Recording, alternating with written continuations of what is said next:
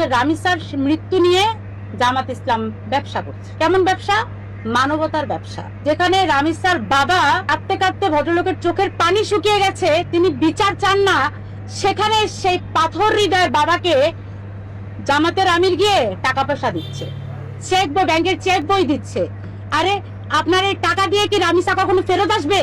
আমি খুব ক্লান্ত, পরিশ্রান্ত। আমি একটা গরিব দরিদ্র সন্তানের বাবা, অসহায় এক বাবা। আমার আত্মনাদ সরকার পর্যন্ত যাবে আমি জানি না।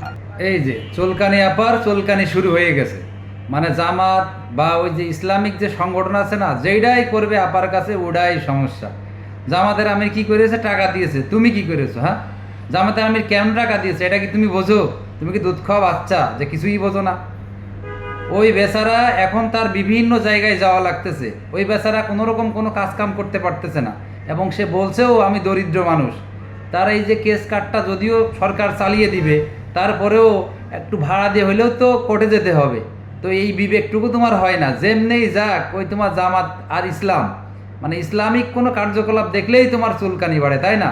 তুমি যে নাস্তিক এবং তুমি যে সুকৌশলে ইসলামের বিপক্ষে কথা বলছো, এবং তোমার জ্বলে তো আপার জন্য। হ্যাঁ, আপা চলে যাওয়ার আগে তোমাকে কখনোই দেখিনি।